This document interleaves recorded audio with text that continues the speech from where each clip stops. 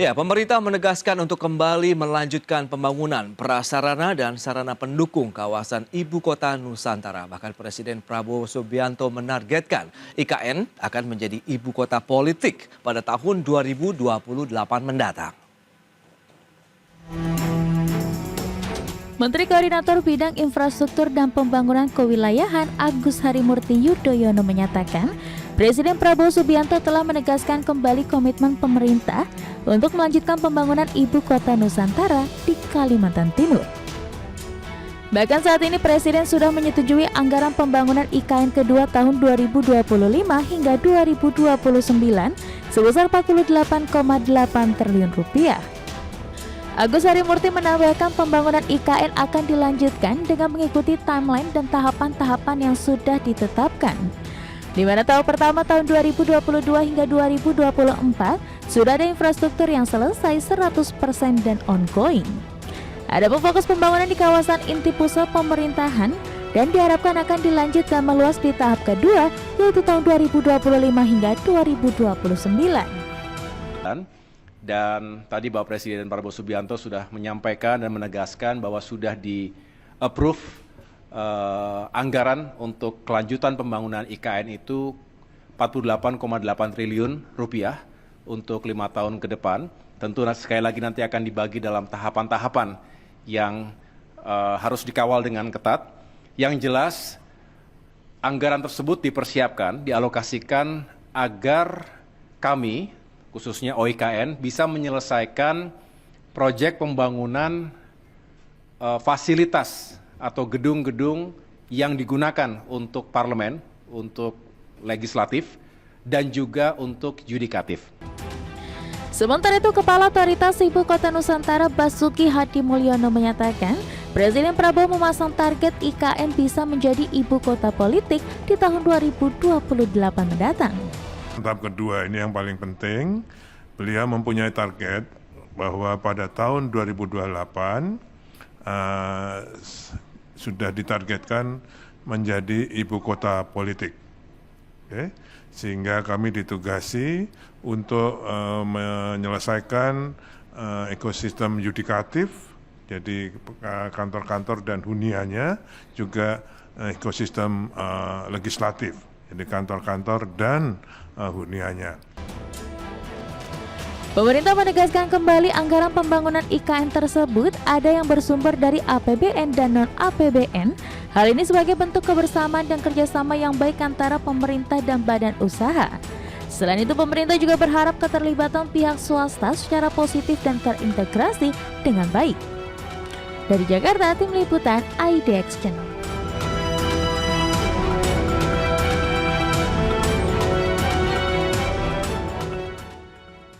Ya, pemirsa, untuk membahas tema menarik kita kali ini, menilik kelanjutan pembangunan Ibu Kota Nusantara, sudah hadir bersama saya di studio IDX Channel. Beliau adalah Profesor Aryawan Gunadi, pakar hukum bisnis dan perdagangan internasional Universitas Tarumanagara. Halo, Prof, apa kabar? Apa kabar?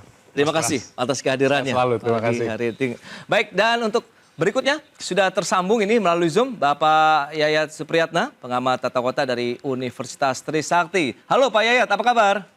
Halo Mas Pras, sehat selalu, semangat ya. Siap, terima kasih juga atas waktu yang disempatkan. Ini menarik Prof, kalau kita cermati bagaimana pembangunan Ibu Kota Nusantara begitu ya. Ini juga masih menjadi penantian masyarakat, tapi sebelum membahas lebih jauh, saya minta juga Prof mereview terlebih dahulu nih terkait dengan proses pembangunan IKN sejauh ini. Iya, terima kasih Mas Pras dan pemirsa IDX. Jadi kalau nggak salah sekitar 21 Januari 2025, Kepala Otorita IKN, Pak Basuki melaporkan kepada Presiden Prabowo tentu mengenai perkembangan dari pembangunan IKN. Yang tentu salah satunya adalah akan dibangun menara rusun IKN untuk ASN di IKN yang dijadwalkan selesai di bulan Maret 2025. Dan ini yang memang sesuai dari tadi keterangan dari Pak AHY selaku Menko, alokasinya sekitar 48,8 T untuk 5 tahun ke depan, which is ini adalah jumlah yang setengah dari tahap 1 dari pembangunan IKN. Nah tentu ada tantangan tersendiri walaupun secara fasilitas sedang dibangun, yaitu bandara dan Bandara Internasional Nusantara yang memang sudah dalam finishing. Tapi kita tahu kemarin mengalami kebanjiran, nah tentu kendalanya masih ada di sana sini. Jadi untuk target yang realistik untuk di tahun 2028 menjadi ibu kota politik, menurut saya adalah sesuatu target yang mumpuni, tidak terlalu agresif seperti yang sebelumnya. Oke. Tetapi memang secara keseluruhan akan terdapat tantangan berkaitan dengan investasi asingnya, juga investasi domestiknya untuk dukungan terhadap IKN kita ke depan. Begitu. Baik, gitu. Nah, Pak Yayat, dari sisi Anda melihat bagaimana kaitannya dengan pembangunan sarana, prasarana, infrastruktur pendukung ibu kota negara Nusantara begitu, khususnya yang memang saat ini masih dalam proses dan dilanjutkan estafet begitu di pemerintahan Prabowo Subianto? Begini, Mas Pras, Ya. kita kan ini membangun kota. Kota ini baru dirintis ya. Artinya kita membangun, kalau kita model ke SPBU dari nol ya Mas. Gitu. Artinya dia memulai dari tahap awal. Ya. Infrastruktur belum lengkap. Yang sekarang dikejar itu adalah membentuk struktur kotanya terlebih dahulu. Artinya membentuk struktur kota, bentuk wujud awal itu harus terbentuk sehingga orang yakin IKN itu ada. Jadi kalau strukturnya belum terbentuk, wajahnya belum terbentuk, orang akan bertanya di mana ibu kota negara. Ini pekerjaan paling berat. Karena membangun wajah kota dimulai dari nol dengan biaya besar, ini tidak jauh beda dengan membangun kota-kota baru di sekitar Jakarta. Kita kan pernah lihat ada kota sekitar Jakarta, kota baru seperti BSD, Alam Sutera, dan sebagainya. Itu semua investasi murni dari swastanya untuk menjualnya. Nah, yang bedakan adalah kota-kota baru yang ada di sekitar Jakarta itu memang kota konsepnya ya untuk konteks lebih berbau bisnis lah ekonominya. Tapi IKN itu adalah sebuah fungsi pemerintahan. Nah, bedanya menjual kota pemerintahan dengan kota bisnis pasti akan beda. Karena orang akan melihat pertama pasti dari daya tarik. Nah, di sini PR paling berat yang ditanggung oleh pemerintah adalah pada penetapan fungsinya. Karena bukan apa-apa, kota itu kan ada fungsi ekonomi, fungsi pemerintahan, fungsi kesehatan, industri, dan sebagainya. Nah, IKN itu mulai dari mana? Fungsi pemerintahan. Nah, ini menjadi pertaruhan. Karena apa? Berapa besar sebetulnya fungsi pemerintahan itu kalau dibangun dengan captive marketnya ASN, itu pasti akan menjadi perdebatan. Kecuali kalau memang tiba-tiba di kawasan itu didukung oleh pengembangan kawasan industri, bisnis, dan sebagainya. Nah, kalau melihat dari proses secara menyeluruh, bisa dikatakan yang sekarang dibangun itu di KIP, kawasan inti pemerintahannya. Ya. Nah, ada wilayah sebelahnya di kawasan WP2 yang merupakan wilayah barat, itu pengembangan bisnis. Sebetulnya sudah ada beberapa investor yang tertarik, tetapi semua menunggu kapan kota ini terwujud dan berfungsi. Karena yang paling berat dari membangun kota adalah membangun ekosistemnya. Ekosistemnya belum terbentuk kok. Dia hanya baru berapa jalan, bangunan, kantor pemerintahan. Nah, yang paling berat nanti adalah dalam proses menghidupkan kota. Karena kuncinya adalah pada ASN. Apalagi di tengah-tengah super iritnya anggaran pemerintah dengan begitu banyak pembatasan di awal pemerintahannya Pak Prabowo ini. Memang ini adalah tahap proses. Karena wujud 2028 kita nggak tahu sejauh mana fungsi ibu kota politik itu bisa berfungsi secara optimal. Oke, baik. Pak Yayat, nah ini Prof, kalau kita lihat dari sisi investasi swasta nih, kalau tadi sudah disampaikan ini yang sudah groundbreaking per September 2024 itu sudah mencapai 58,41 triliun. Apakah harus investasi yang masuk ke IKN ini baik dari sisi investor asing maupun domestik ini sudah sesuai harapan kah? Atau tadi memang tantangan yang seperti Pak Yayat sampaikan tadi bahwa memang investor pun butuh kepastian bahwa ya kota ini akan bergerak dan sesuai dengan fungsinya begitu. Ya, kalau kita yang dilihat di marketplace ya. Jadi memang saya sepakat gitu. Artinya untuk membangun satu kota itu butuh satu ekosistem. Ya. Dan harus membentuk satu budaya, culture dan sebagainya. Makanya kalau kita lihat di Canberra, kita lihat di Putrajaya, itu kan lokasi pun juga tidak terlalu jauh. Canberra dengan Sydney, Putrajaya dengan KL. Jadi sudah ada ekosistemnya lah, sudah ada sumber daya yang ada di sana. Sedangkan kan kalau di sana kan lokasinya IKN kan cukup jauh. Kalau dari data yang ada, memang per September 2024 58,41 T ya, investasi swasta untuk sampai dengan groundbreaking di IKN. Tapi dari jumlah yang dibutuhkan 2,77 kuadriliun, itu tentu sangat jauh dari apa yang dibutuhkan untuk investasi di IKN. Jadi ini sesuatu persoalan atau challenge yang benar-benar begitu besar. apakah fungsi ini mau seperti apa tadi seperti yang disampaikan oleh Pak Yayat. Ya. Karena fungsi ini akan menentukan kira-kira roadmap dan grand strategi untuk kota ini mau menjadi apa untuk kedepannya. Nah, pemerintah sudah melakukan upaya-upaya dengan mengeluarkan beberapa peraturan pemerintah, salah satunya adalah PP nomor 12 tahun 2023 tentang izin berusaha, kemudahan berusaha. Diharapkan di situ akan mendukung investasi asing maupun domestik untuk IKN. Juga dengan aturan Kepres 25 tahun 2024 tentang Satuan Tugas Percepatan Investasi di IKN untuk mempercepat perizinan dan memberikan fasilitas penanaman modal. Artinya adalah dari perspektif ekonomi, investasi yang masuk ke infrastruktur besar ini sebetulnya sudah ada dukungan. Nah, akan tetapi tinggal fungsi yang dimaksimalkan dan membentuk ekosistem yang ada. Karena ini nggak mudah, membentuk kultur ini nggak mudah. Karena demografinya kan untuk investasi asing selalu yang ditanyakan adalah sumber daya yang ada di sana. Yes. Karena semakin besar gemuk sumber dayanya akan memudahkan untuk melakukan akselerasi pembangunan dan sebagainya. Betul. Artinya kita harapannya IKN ini juga jangan sampai menjadi satu kota yang besar, tetapi mati gitu. Artinya kita juga ingin hidup. Walaupun dia arahnya menjadi ibu kota politik atau ibu kota pemerintahan. Kalau kita lihat di Washington DC, ya tentu beda dengan New York yang pusat bisnis. Tapi ketika saya di Washington, ya memang saya melihat bahwa ini kebentuk gitu. Ibu kota pemerintahannya, pusat pemerintahannya memang dipusatkan semua di sana. Gitu. Baik, menarik. Nah, kita Ini lihat menjadi tantangannya. tantangan lah. Berikutnya kan sudah akan masuk tahap 2 nih, 2025, 2029 dan pendanaan tadi sudah disampaikan 8,8 triliun. Kita akan bahas nanti di segmen berikutnya, Prof. Pak Yayat, kita akan jeda dulu sebentar. Dan pemirsa, pastikan Anda masih bersama kami.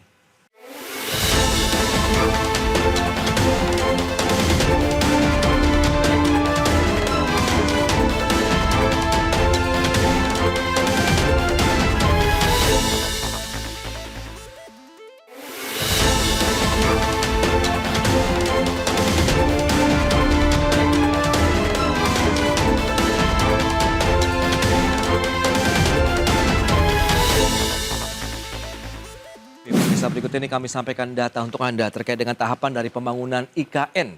Ini rentang waktu 2022 sampai dengan nanti 2029. Ini tahap pertama, kita lihat 2022 sampai dengan 2024 dana yang sudah dihabiskan dari APBN 89 triliun rupiah. Untuk pembangunan jalan tol ada 47 tower hunian, gedung perkantoran, kantor sekretariat, kemudian ada sarana peribadatan, fasilitas air minum, sanitasi, embung, dan juga kolam retensi. Adapun proyek dari KPBU, kerjasama pemerintah dan badan usaha itu 58,41 triliun per September 2024. Proyeknya ini terdiri dari beberapa proyek yang sudah selesai, ada yang masih berlangsung dan juga proses desain. Berikutnya tahap kedua, kita akan lihat 2025-2029 yang sudah disetujui oleh Pak Presiden sendiri 48,8 triliun rupiah.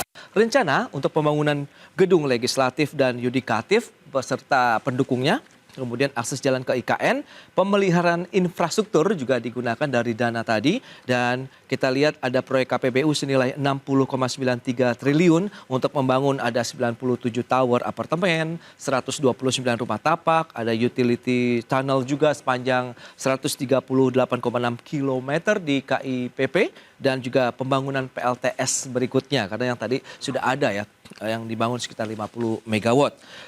Groundbreaking tahap 9 juga direncanakan tahun ini senilai 6,49 triliun untuk pembangunan hunian, ada hotel, retail, dan perkantoran. Sementara targetnya sendiri 2028 adalah ibu kota politik.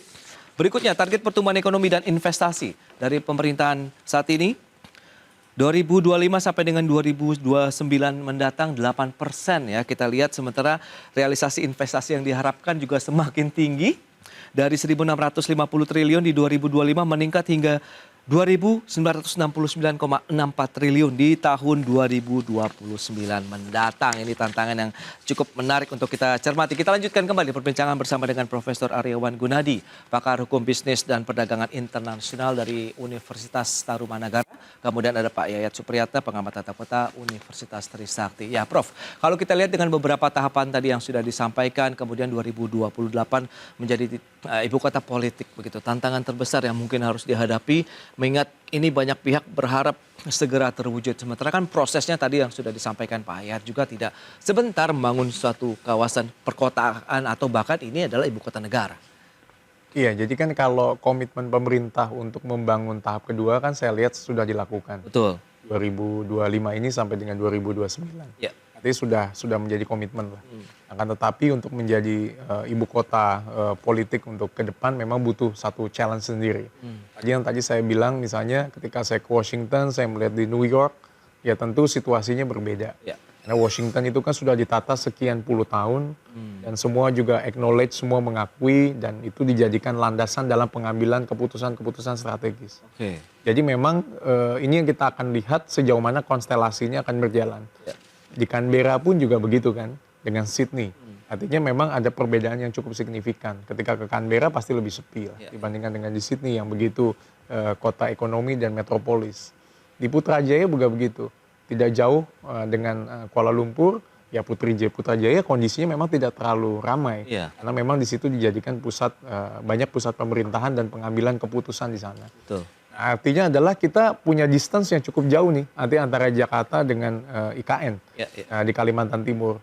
Karena kan juga demografinya kan juga cukup berbeda nih, situasional cukup berbeda. Nah ini yang menjadi satu tantangan tersendiri kalau memang ini dijadikan ibu kota politik di 2028. Oke, nah dari sisi pembangunannya sendiri Pak Yat, sejak berapa optimis Anda melihat 5 tahun ke depan 48,8 triliun meskipun tadi ada KPPU juga nih, ada pembangunan 60,9 triliun begitu yang akan diterapkan untuk 5 tahun ke depan.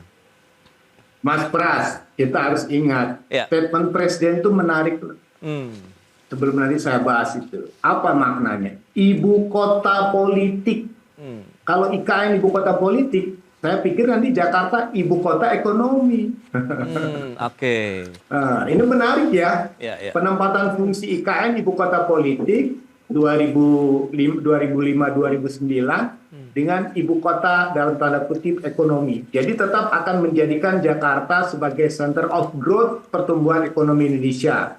Nah, sekarang menjadi pertanyaan, sebagai ibu kota politik dengan anggaran yang tadi sudah disebutkan, itu terlihat itu dalam lini masanya. Pertama satu, intinya itu kelihatan sekali. Apa itu? Pembangunan kantor legislatif, yudikatif, eksekutifnya kan sudah proses. Itu intinya kelihatan.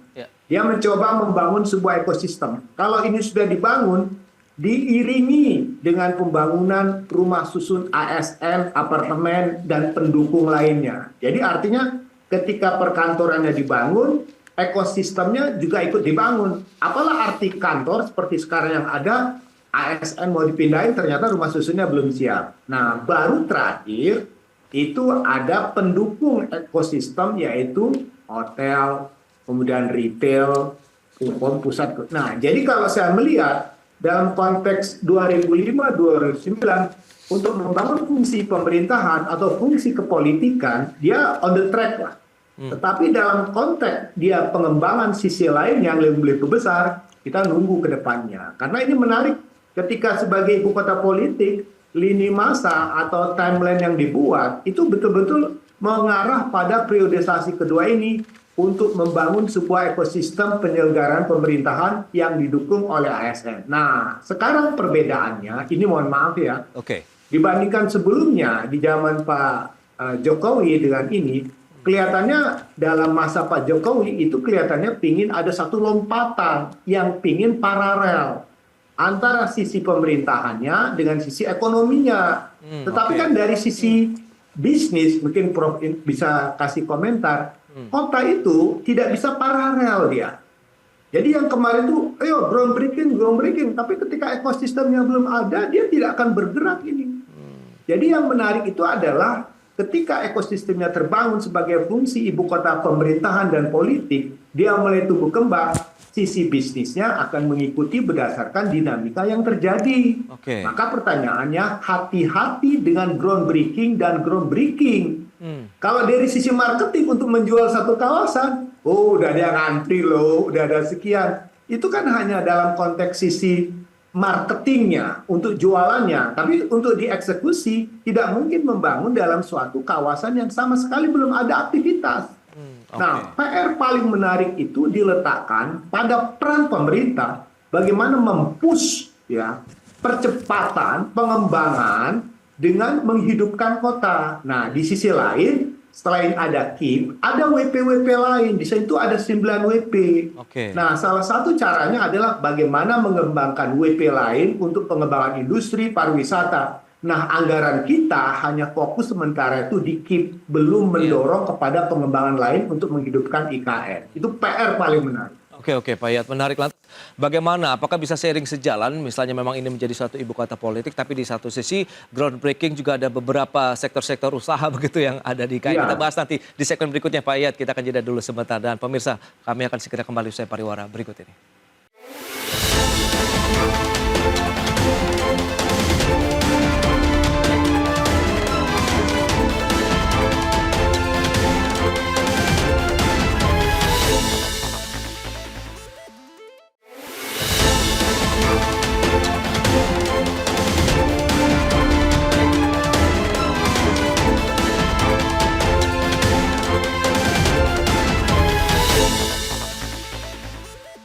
Nah, Prof, mengomentari apa yang sudah disampaikan Pak Yayat, lantas bagaimana kalau ibu kota Nusantara nanti benar-benar hidup meskipun nanti fungsinya sebagai ibu kota politik. Sementara kan groundbreaking yang sudah dilakukan 1 sampai dengan 8 dan tahun ini tahap 9 pun pembangunannya ada hunian, ada hotel, ada kawasan retail dan lain-lain. Iya, jadi memang ini tidak bisa memang seiring berjalan ya kalau saya lihat ya. Artinya beda pendekatan lah. Oke. Artinya apa yang dilakukan oleh presiden terdahulu dengan yang sekarang. Jadi pendekatannya adalah Pak Prabowo mungkin lebih ingin melihat segala sesuatu hati-hatilah dalam pengambilan satu decision dan sebagainya. Untuk itu kemitraan itu mungkin ke depan bukan hanya dari pemerintah saja, tapi harus menggandeng kemitraan antara pemerintah dengan swasta. Oke. Karena kita tahu di beberapa tempat di wilayah negara itu bisa berjalan tentu dengan dukungan swasta. Ya. Jadi harus ada kemitraan yang baik. Kedua adalah memang berjalannya satu sistem itu kan siklus itu bukan hanya bukan karena hanya satu infrastrukturnya aja. Tapi harus juga ada kesiapan secara kestruktural, itu lembaganya, aturan secara substansialnya, dan yang ketiga adalah culture-nya atau budayanya. Oke. Jadi memang kalau budayanya ini dan kulturalnya itu belum terbentuk, tentu akan menyulitkan. Jadi makanya ini menjadi satu tantangan untuk yang tersendiri bagi pemerintah bagaimana menghidupkan bukan hanya di IKN-nya, tetapi mulai dengan lingkungan yang ada di sekitarnya atau wilayah-wilayah sekitar. Kalau ini hidup di wilayah sekitar akan memudahkan. Oke. Karena tadi seperti diskusi dengan Pak Yayat sebelumnya kan perlu mungkin untuk rumah sakit, universitas, ataupun sarana di bidang kesehatan, infrastruktur yang lain. Demi membuat satu ekosistem yang utuh di IKN ini. Karena kalau hanya secuplik-secuplik ini nggak akan kebentuk. Sampai tahun kapanpun. Dan Oke. kita jangan lupa ini kan masih ada Jakarta. Dengan gubernur dan wagub terpilih yang sekarang. Saya sudah diskusi kebetulan kemarin. Oke. Sempat bertemu dengan wagub terpilih. Dan kami banyak berdiskusi apa yang akan dilakukan proyeksi untuk Jakarta ke depan. Jadi melihat ini semua memang tidak mungkin menjadikan IKN itu menjadi ibu kota bisnis. Oke. Pasti dia akan surrounding situ atau di wilayah sekitarnya ataupun Jakarta yang akan dijadikan itu. Tapi untuk menjadi pusat pemerintahan betul-betul harus terintegrated lah menurut saya sehingga semua mengacu ke arah sana. Oke, Prof. Nah, lantas apakah nanti akhirnya IKN tetap masih menjadi primadona, menjadi daya tarik juga bagi para investor asing, begitu yang diharapkan begitu kalau kita lihat dari IKN dan juga domestik, Prof, ke depannya? Itu yang menjadi tantangan ya. Artinya saya juga bicara dengan developer-developer yang membangun. Oke. Ada sebagian yang setahu saya dia mendapatkan waktu itu project untuk membangun yang bukan yang landed tapi yang Oke. apartemen. Ya artinya mereka sebagai CEO juga menyampaikan mereka sempat wait and see. Oke. Mereka tidak berani mengucurkan terlalu banyak, tetapi untuk letter of commitment, letter of intent mereka beranilah. Tetapi sampai execute mengeluarkan dana habis-habisan tentu mereka akan melihat situasi politik pada waktu itu. Nah dengan situasi politik seperti ini tentu akan mengkalkulasi ulang Iya, iya. berapa banyak investasi yang dilakukan, berapa banyak kontribusi swasta yang akan dilakukan. Makanya itu yang menjadi paling penting untuk kita semua adalah bagaimana bisa menggait investasi asing ini dengan kemudahan izin berusaha, secara aturan juga mereka mau mengucurkan dananya untuk pembangunan ini. Akan tetapi ini kan merupakan satu janji ya. Iya. Artinya asing pun ketika mau masuk ke kita kan juga harus ada janji bahwa ini akan menjadi satu kota yang hidup. Karena jangan sampai investasi mereka kapok gitu. di kemudian hari. Betul, betul. Ini menarik. Nah, Pak Yat, lantas bagaimana dari sisi tata kota, dari sisi pembangunan infrastrukturnya dengan dana yang 48,8 triliun belum ditambah sih nanti dengan KPBU begitu. Menurut Anda apakah ini akan masih menjadi suatu hal yang akan terus berproses begitu meskipun kita tahu pembangunan ibu kota ataupun suatu kawasan perkotaan juga membutuhkan waktu yang tidak sedikit begitu Pak Yat? Ya, ini kan begini, dana yang ada ini pasti akan digunakan untuk mewujudkan strukturnya dulu lah, wujud kota intinya. Intinya itu di mana? Di pusat pemerintahan tadi. Jadi ketika wajah kota terbentuk dengan dana ini, tentu akan dikalkulasikan apa saja sih yang akan digunakan. Kalau dilihat dari list yang keluar, kelihatannya sesuai dengan apa yang diinginkan Presiden sebagai kota ibu kota politik. Artinya ekosistem pemerintahan dibentuk di situ dulu. Dan ini kan dimulai dari pembangunan ekosistem dengan fungsi pemerintahan, di mana komponen anggaran itu ada untuk mendukung kegiatan intinya. Nah, bagaimana untuk support lainnya? Tentu dia mengharapkan pada dukungan dari sektor bisnis. Nah, pertanyaannya, siapa yang berani masuk? Siapa yang berani berinvestasi dalam kondisi kota yang memang dominan fungsi pemerintahan? Tentu tadi Prof. Aryawan mengatakan, dia akan melihat ekonomi apa yang kira-kira sesuai dengan dukungan itu. Kan berbeda ya, dari jumlah dari kapasitas demografinya juga tidak banyak, inti penduduknya adalah ASN. Nah, sekarang kan bagaimana mengembangkan kota ke depan. Kita kan menunggu pada tahun 2028 ketika Pak Prabowo mengatakan saya akan berkantor resmi di sana, otomatis itu menjadi kekuatan. Nah, bagi kota yang kita bangun, kota-kota baru untuk dijadikan sebagai salah satu daya tarik investasi, pertaruhan tuh dua. Mau menjadi kota mata air atau menjadi kota air mata. Oke, ya. Nah, kalau menjadi kota mata air berarti harus ada daya tarik. Salah satu kota mata air yang dibangun adalah kota-kota baru berbasis industri antara Bekasi, Cikampek, Cibitung. Itu mata air semua. Semua kota-kota yang dibangun dengan basis industri itu punya bangkitan akselerasi yang sangat tinggi. Bisa 20% kontribusinya untuk PDRB ya, atau PDB. Sementara pada fungsi pemerintahan yang selama ini dipraktekkan Jakarta, kontribusi belanja pemerintah itu antara 4-5%. Jadi bangkitannya akan berbeda. Kalau dia ada basis di industri saja, sektor properti itu akan berebut masuk. Nah, sekarang PR paling besar adalah fungsi pemerintahan ini dengan pertumbuhan 4-5% dalam konteks kontribusi ekonominya, itu menarik nggak? Karena bagaimanapun daya beli itu akan menjadi kekuatan dengan jumlah pasar dari penduduknya. Nah, kalau industri itu luar biasa, itu multiplier-nya tinggi banget. Nah, sekarang strateginya baru fokus pada pemerintahan. Maka saya mengatakan kalau mau lebih gesit, cari mitra atau memang konsorsium atau siapa dari aspek investor yang menjadi ibaratnya menjadi alter ego dari otorita IKN. Dia menjadi bayang-bayangnya. Itu menarik. Jadi ada sinergi di dalamnya. Baik, baik. Berarti memang masih banyak PR yang harus dituntaskan meskipun kita tahu 2028 nanti akan menjadi satu ibu kota politik, tapi di satu sisi pemerintah juga harus membuat satu kebijakan lain. Bagaimana menumbuhkan lagi nih kawasan ekonomi di sekitar IKN ataupun di IKN-nya sendiri begitu ya Pak ya. Terima kasih banyak atas waktu sharing dan update yang sudah disampaikan. Prof. Aryawan, terima kasih banyak nih atas kehadirannya dan informasi yang sudah disampaikan kepada pemirsa. Terima kasih.